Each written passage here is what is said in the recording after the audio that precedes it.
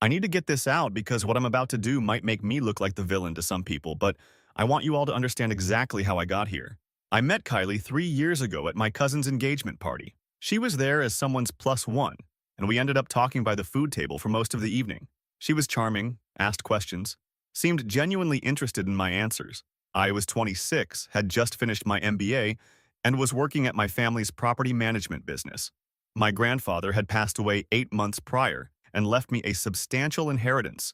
Not millions, but enough that I could have bought a house outright and still had plenty remaining. The inheritance was held in a trust until I turned 28 or got married, whichever came first.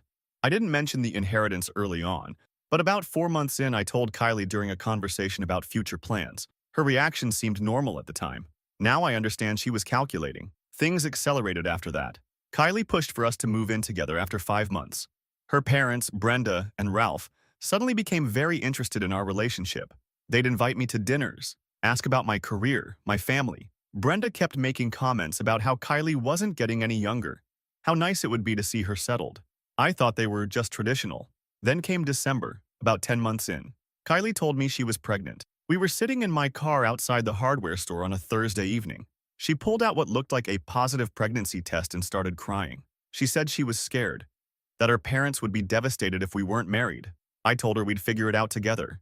The pressure started immediately. Ralph called me the next day, said we needed to talk man to man. He told me his daughter wasn't going to be some unwed mother, that if I had any respect, I'd do the right thing.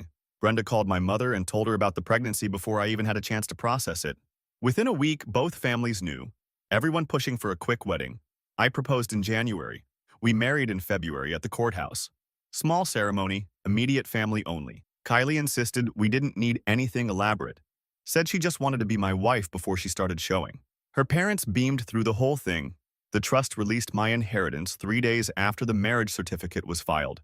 $340,000 deposited into my account. $340,000. And they moved like a pit crew at the Indy 500. Pregnancy announcement to wedding in what, 2 months? These people weren't planning a marriage. They were executing a heist. The coordination alone is terrifying. Ralph with the man-to-man intimidation call. Brenda calling his mother to weaponize family shame before he can even think. They had roles. They had a system. This family has done this before, or they've been rehearsing it for years. Then came the dinner party. Kylie's parents hosted a celebration at their house 2 weeks after the wedding. Just family, they said. I walked in expecting congratulations, maybe some talk about nurseries. Instead, I found Kylie, Brenda, and Ralph sitting there with glasses of wine, which Kylie shouldn't have been drinking if she was actually pregnant, laughing about something. I asked what was funny. Brenda looked at me and said they were just discussing how easy this all was. I asked what she meant, and that's when Kylie told me there was no baby. Never was. The pregnancy test she showed me belonged to her sister Yolanda, from 2 years prior. They'd planned everything. They knew about the trust conditions from something Kylie overheard at that engagement party where we met. My cousin had mentioned it to someone. They specifically targeted me. Ralph said I should consider it a learning experience. Called me naive. Said any man stupid enough to marry a woman after less than a year deserved what he got. Brenda laughed and said at least now Kylie could take care of them properly, since Ralph's contracting work had dried up and they were 3 months behind on their mortgage. They told him. They sat him down like a villain monologue in a Bond movie and explained the whole plot. Ralph is out here calling this man naive while committing the single dumbest act of self-sabotage I have ever witnessed in my life. You got the money, you won. Why are you doing a victory lap? This is like robbing a bank, getting away clean, and then going back to leave a Yelp review. These aren't criminal masterminds. These are people who watched one episode of a true crime documentary and thought I could do that while missing every single lesson about not confessing. And here's the part that matters. They expected me to be destroyed. They expected tears, anger, storming out. Instead, I sat there, and I smiled. Because while they were busy congratulating themselves, they forgot one very important detail. They were so focused on the money they thought they'd access through our marriage that they never actually looked into how the trust worked. My grandfather was a careful man. He didn't just set up a trust that unlocked with marriage. He set up a trust with specific conditions about marital assets, prenuptial requirements, and fraud provisions. I'd known about these conditions since I was 22. I'd spoken with the trust attorney multiple times over the years. And when I proposed to Kylie, I didn't just hand her a ring. I handed her documents. Documents she signed without reading because she was eager to lock this down. Documents that Brenda and Ralph encouraged her to sign quickly so we could get to the courthouse faster. They thought it was just standard prenup paperwork protecting my family's business interests. They didn't read it either. Here's what they didn't understand. My grandfather included a fraud clause specifically because he'd seen his own brother lose money to a scheming spouse decades ago. The trust had provisions. If the marriage was obtained through fraud, deception, or misrepresentation of material facts, like, say, a fake pregnancy, not only would the spouse receive nothing, but any party who participated in the fraud could be held liable for damages. That smile on my face at their dinner party? That was the smile of a man who knew exactly what they'd done and exactly what was coming. Because the moment they admitted to fraud while sitting in the house that they expected my inheritance to save from foreclosure, while Ralph's business was failing and Brenda was counting on her daughter's scheme to bail them out, they handed me everything I needed. Grandpa saw the future. This man witnessed his own brother get played decades ago and said, "Not my bloodline, not ever." He built a legal bear trap and buried it in the paperwork, knowing that one day some overconfident scammer would step right in it. And they did. They literally rushed to sign documents they didn't read because they were so excited to steal from someone they thought was beneath them. The arrogance required to not even Google "how do trusts work" before committing financial fraud is genuinely breathtaking. But I didn't move that night. I didn't say anything. I just smiled, finished my drink, and told them I needed time to process everything. Kylie actually looked confused. She expected screaming. Ralph looked almost disappointed that I wasn't giving him a fight. Brenda said I was taking it better than expected. Maybe I wasn't as attached as they thought. I drove home. I sat in my driveway for 2 hours, and I started making calls. Not to cry, not to vent, to prepare. I'm going to update soon with what happened after that dinner, because that was just the setup. What came next involved their house, Ralph's remaining business contracts, Kylie's job at her Uncle James's insurance office, and the wedding gifts that my family had given us. Gifts that Kylie had already started spending money she didn't have to match. By the time I was finished with all of them, they understood exactly who they'd targeted. But I'm getting ahead of myself. For now, just know this. They thought they found an easy mark. They found someone who'd spent 6 years knowing exactly how his grandfather's trust worked, what protections were built in, and what would happen if anyone tried to take advantage of it. They wanted my inheritance. They were about to find out what it cost to try. 2 hours in the driveway, in the dark, not crying, not calling his boys to vent, just calculating. This man absorbed humiliation, processed it, and converted it directly into legal ammunition. They wanted him to explode so they could call him emotional, unstable, dramatic. Instead, he gave them nothing. He let them think they'd broken someone too weak to fight back. That's not emotional regulation. That's a predator going still before the strike. Update 1. Alright, so a lot of you wanted details about the documents and what happened at Ralph's job site. First, let me explain what Kylie actually signed. My grandfather's attorney drafted what looked like a standard prenuptial agreement. Kylie saw dollar signs and a finish line. She didn't read the fine print. The agreement contained a fraud provision with a clawback clause.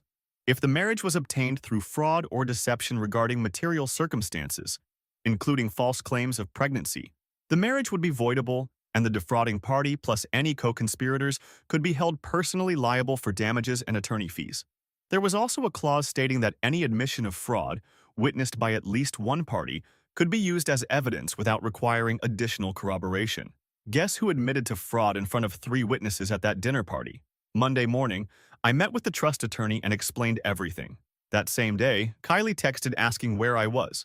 I told her I was staying at my mother's house to think. She sent back a long message about how we could still make this work, that just because the baby situation was complicated didn't mean we couldn't have a real marriage now. Not fake, not a lie, complicated. The word sorry didn't appear once. Complicated. She's rebranding fraud as a minor scheduling conflict. The baby situation, like it was a timing issue with a furniture delivery, not a fabricated human being used as leverage, and still no apology. She's not even pretending remorse, she's just running damage control. This is someone who genuinely cannot comprehend that she did something wrong. She only understands that the outcome isn't going her way. That's not a person who made a mistake. That's a person who got caught. Tuesday, I drove to Ralph's job site with my attorney as a witness. Ralph saw me and actually smiled. He walked over and asked if I'd calm down enough to talk like men. He said maybe they'd been too harsh at the dinner, that they could work something out. Maybe I give Kylie a reasonable settlement. We divorce quietly. Nobody makes this ugly. I asked what reasonable looked like. He laughed and said, considering my inheritance, maybe 100,000. Split the difference. I showed him a copy of the prenuptial agreement and pointed to the fraud provision. I watched him read it 3 times. He said it wouldn't hold up, that any lawyer could argue Kylie genuinely believed she was pregnant. I reminded him that at the dinner party, he specifically said they planned this, used Yolanda's old pregnancy test, targeted me because they overheard about the trust. 3 witnesses to direct admission of intentional fraud. My attorney explained that a civil suit could name Ralph and Brenda as co-conspirators. Their admission made them personally liable. If their house was already at risk of foreclosure, a judgment would accelerate that. Ralph changed tactics. He said I was being vindictive, that nobody forced me to propose. Maybe I should look in the mirror before trying to ruin good people who were just trying to survive. Good people. He actually said that. I told him good people don't fabricate pregnancies. Don't laugh at the man their daughter married. Don't call someone naive and stupid for trusting their partner. He said if I push this, they'd push back. Kylie could claim emotional distress, make my life difficult. This man asked for $100,000 after admitting to fraud, while being shown the legal document that proves he's cooked. The audacity is almost impressive. It's like getting pulled over doing 90 in a school zone and asking the cop if he can just make it a warning since you're late for brunch. And then the good people just trying to survive defense? Brother, good people get second jobs. Good people downsize. Good people do not orchestrate pregnancy fraud schemes against strangers they met at parties. We left. I wanted him to understand what he was facing. Wanted him to tell Brenda and Kylie exactly how serious this was. That night, Kylie showed up at my mother's house. My mother told her she could say whatever she needed from the porch. Kylie tried the soft approach. She knew she'd messed up. Should have told me the truth, but she really did have feelings for me. Maybe at first it was about money, but things changed. We had something real, and I was throwing it away over one mistake. I asked if laughing at me while her parents called me stupid was part of developing real feelings. She said her parents went too far. She told them afterward they shouldn't have said those things. That was a lie. She'd been drinking wine and laughing right alongside them. I told her I wanted a divorce, no negotiations. Marriage annulled on grounds of fraud, pursuing full remedies outlined in the prenuptial agreement. She asked what that meant exactly. I told her it meant her parents' liability for conspiracy, potential judgments following them for years. The inheritance they schemed for would instead ensure they faced real consequences. She said I couldn't do that. Her father's business was barely surviving. Her mother had health issues. I'd be destroying her whole family over something between us. I reminded her she involved her whole family. They made themselves participants. They celebrated their participation. The attempted rewrite is wild. At first, it was about money, but things changed. Like feelings magically developed somewhere between stealing her sister's pregnancy test and laughing at him over wine. She's not sorry she hurt him. She's sorry consequences exist, and blaming him for destroying the family. They made themselves co-conspirators.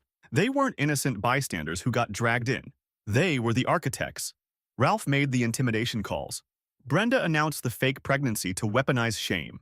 They were the engine of this fraud, and now she wants to pretend they're civilians? She left. Next morning, I got a text from James, Kylie's uncle who owns the insurance office where she works. He asked to meet, said he wasn't involved but was worried about what was happening. I agreed. Not because I felt bad, because I wanted to understand how deep this family's involvement went. What James told me changed everything. Update 2. So I met James at a diner near his insurance office on Wednesday afternoon. Before I get into what he told me, let me be clear about something. James didn't reach out because he's some noble guy who wanted to do the right thing. He had his own reasons. That's important to understand. James is Brenda's younger brother. He's owned his insurance agency for about 15 years and employs maybe 6 people, including Kylie, as an office administrator. When I sat down across from him, the first thing he said was that he wasn't there to defend anyone. He was there because Ralph owed him money and had promised that once Kylie was married to me, they'd finally pay him back. Yeah, Ralph had been borrowing from James for the past 4 years. Small amounts at first, 1,000 here, 2,000 there, always with promises to repay once the next contract came through. But the contracts kept falling through and the debt kept growing. James told me Ralph currently owed him close to $30,000. When Ralph found out about my inheritance through Kylie, he went to James and asked for one more loan to cover their mortgage while they executed the plan. James refused, but Ralph promised him that once they had access to my money, James would get every penny back plus interest. James said he didn't know the details of what they were planning. He assumed Kylie and I had a genuine relationship, and Ralph was just counting on his daughter marrying well. Now James was looking at the situation and realizing he'd never see that 30,000 again. Worse, if I pursued legal action and Ralph lost everything, James would be at the back of a very long line of people Ralph owed. Ralph was out here running the financial equivalent of a Ponzi scheme on his own family, borrowing from his brother-in-law for 4 years while promising the next contract, like a gambler promising his next bet will hit. And when the contract stopped coming, he didn't get a job or downsize or do anything a normal struggling person does. He found a mark and sent his daughter in. This man's entire financial strategy was, my kid will marry rich eventually. That's not desperation, that's lifestyle. So no, James wasn't helping me out of moral outrage. He was trying to figure out if there was any angle where he might recover his money before the whole thing collapsed. I told him I appreciated his honesty. I also told him that his testimony about Ralph's debts and his promises about my inheritance could be very useful in establishing premeditated fraud. James went pale at the word testimony. He said he didn't want to get involved in any legal proceedings against his own sister's family. I told him he was already involved. He'd been funding Ralph's lifestyle for years, while Ralph planned to steal from me. That money James lent came from somewhere. Maybe his business, maybe his savings. Either way, he had a stake in this whether he wanted one or not.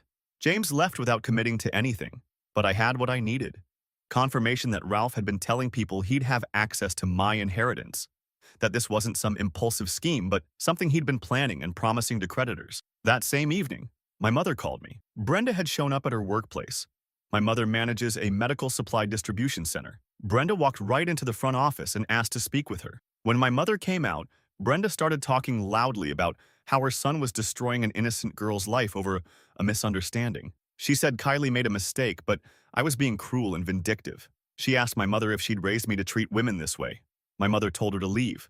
Brenda refused. She said she wasn't going anywhere until my mother agreed to talk some sense into me. She said families should handle things privately, not through lawyers and threats.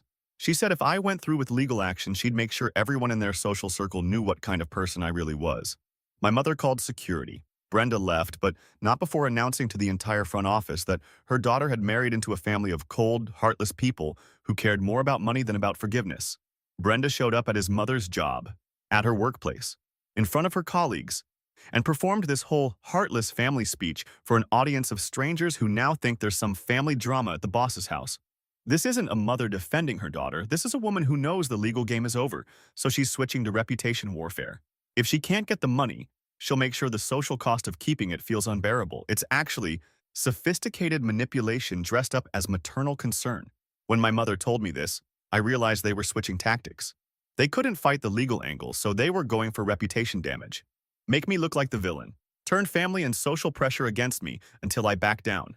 Thursday, I got a string of texts from Kylie. Different tone this time. She said she'd been talking to people and she was starting to understand that I'd been planning to trap her all along. She said the prenup was designed to catch her in something that I probably never trusted her from the beginning. She said if I really loved her, I never would have had those clauses in the agreement. She was reframing the entire narrative, making herself the victim of my scheme. I responded for the first time in days. I told her the prenup was standard for anyone inheriting significant assets. I told her my grandfather had that clause added decades ago because of something that happened in his own family. I told her the only reason it applied to her was because she committed fraud. The clause wouldn't have mattered if she hadn't lied about being pregnant. She said I was twisting everything. She said her parents were scared and desperate and I was using legal documents to terrorize them. She said Ralph hadn't slept in 3 days. Brenda was having anxiety attacks. I was tearing apart a family that had already been struggling. I told her they tore apart their own family when they decided to target me. When they sat around that table laughing. When Ralph called me stupid and naive. They made their choices. She asked what it would take to make this stop. What did I actually want? I told her I wanted the marriage annulled. I wanted a signed statement from her and both her parents admitting to the fraud scheme. And I wanted Ralph to sign over any remaining equity in his house as partial compensation for the damages outlined in the prenup. She said I was insane. There was no way her father would sign over his house. That was everything they had. I told her they should have thought about that before they tried to take everything from me. The Darvo in real time is actually textbook. Deny, attack, reverse victim and offender. Suddenly, he's the one who set a trap. He's the predator who lured an innocent woman into signing documents. The prenup that literally only mattered because she committed fraud is now evidence of his sinister planning.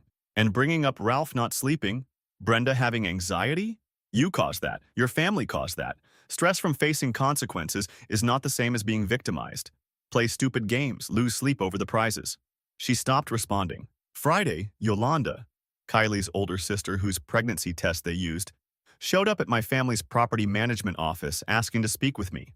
This was the first time I'd ever met her in person. Final update. Yolanda came to my office because she was angry. Not at me, at her family. She told me she'd just found out that they used her old pregnancy test, the one from 2 years ago when she'd had a miscarriage at 7 weeks. She'd kept that positive test in a memory box because it was the only proof she had that her pregnancy was real, even briefly. Kylie knew where she kept it. Kylie took it without asking and used it to trap me into marriage. Yolanda wasn't there to help me with legal strategy. She was there because she wanted me to know that not everyone in that family was part of the scheme. And she wanted me to know exactly what kind of people her parents and sister really were, the kind who would steal something that personal for money. She also told me something else. Ralph had been telling extended family that I was the one who deceived Kylie, that I'd hidden the prenup conditions from her and was now using loopholes to destroy an innocent woman. He was building a narrative before I could. I thanked Yolanda for telling me. She left. I never saw her again. A miscarriage. A miscarriage. Yolanda kept that test as a memorial, the only physical proof that for 7 weeks she was going to be a mother.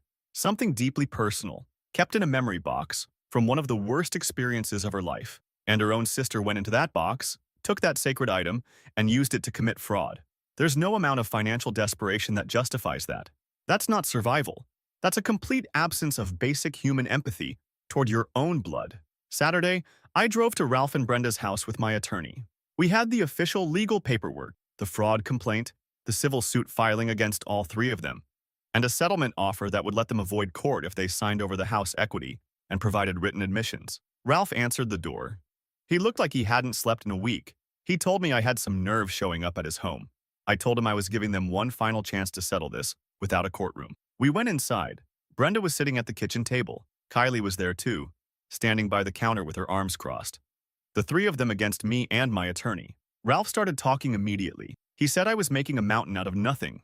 That yes, they'd push things too far, but at the end of the day, Kylie and I were legally married, and what happened between spouses was private. He said if I wanted a divorce, fine, but coming after their house and their money was vindictive and unnecessary. I reminded him that he was the one who said I deserved to lose my inheritance because I was stupid enough to trust his daughter. He was the one who laughed at me. He was the one who said it was a learning experience. I was just providing the education. Brenda jumped in. She said they were desperate. Ralph's business had been failing for years. They were about to lose their house. Kylie was just trying to help her family survive. Did I really want to destroy people who were already on the edge? I asked her if she thought about that when she called my mother to announce the fake pregnancy before I could even process it. When she pressured both families into rushing the wedding. When she sat at that dinner table with wine in her hand, laughing about how easy I was to manipulate. She didn't answer. Ralph is still trying to minimize.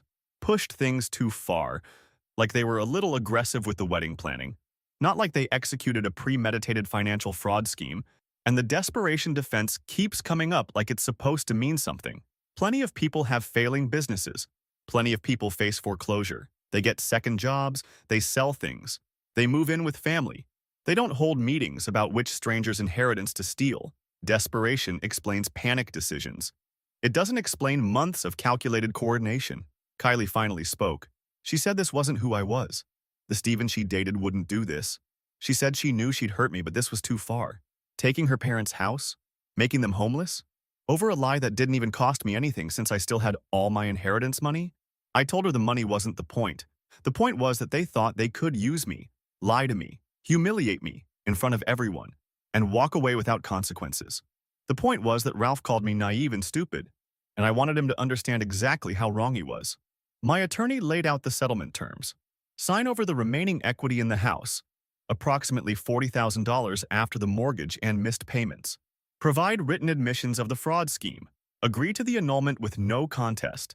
In exchange, we wouldn't pursue additional damages or make the civil suit public record. Ralph said he wouldn't sign anything. He said they'd fight this in court. He said any judge would see that I was being unreasonable. My attorney explained that fighting would cost them money they didn't have, that the fraud clause was ironclad, that we had testimony from James about Ralph's promises regarding my inheritance, that Yolanda could confirm her pregnancy test was stolen, that my own testimony about the dinner party admission would be compelling. They could fight and lose everything, or they could settle and keep some dignity. The room went quiet. Not the dramatic kind, the exhausted kind. The kind where people realize they're out of options. A lie that didn't even cost me anything might be the most revealing thing Kylie said this entire story. In her mind, fraud only counts if you successfully steal the money. The betrayal, the humiliation, the manipulation of his emotions around pregnancy, that's all just collateral damage that shouldn't matter because technically his bank account stayed the same. This is someone who genuinely does not understand that what they did wrong was the doing of it, not just the outcome. She's not sorry she lied. She's confused why a failed theft has consequences. Brenda started crying, not wailing, just quiet tears. She asked Ralph what they were supposed to do. Where would they live? How would they survive? Ralph looked at me with something I'd never seen from him before. He asked if there was any other way, any amount that was less, anything that wouldn't take their home. I told him no. I told him this was the price for sitting at that table and calling me a sucker, for raising a daughter who thought lying about pregnancy was acceptable, for building a scheme around stealing from someone who trusted them. Kylie grabbed my arm. She said please. She said she was begging me. She said she had nothing left, no marriage, no husband, and now I was taking her parents' house too.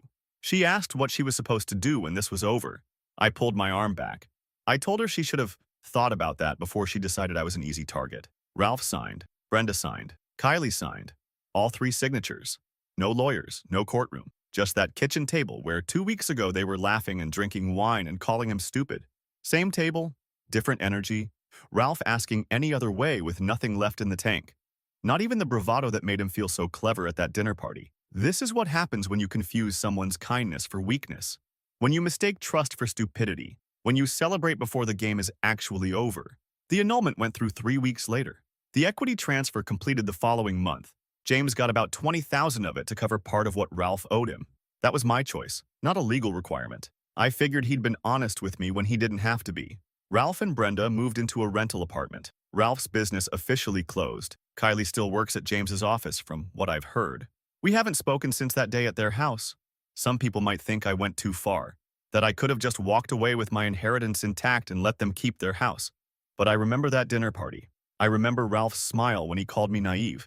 I remember Kylie's wine glass and her laughter. They wanted my inheritance. They got exactly what they earned. And yeah, I sat there smiling at that dinner party because I knew what was coming. My grandfather built protections into that trust for exactly this reason. He told me once that people show you who they are when they think they've already won. Ralph, Brenda, and Kylie showed me exactly who they were. Now they know who I am too. The fact that he gave James $20,000 when he didn't have to, when James was just trying to recover his own losses, not help him out of principle, says everything about who this guy actually is. He rewarded honesty, even self-interested honesty, because James came to him straight and told him the truth about Ralph's promises. That's not a cold, vindictive person. That's someone with a moral framework that includes both punishment for betrayal and reward for integrity.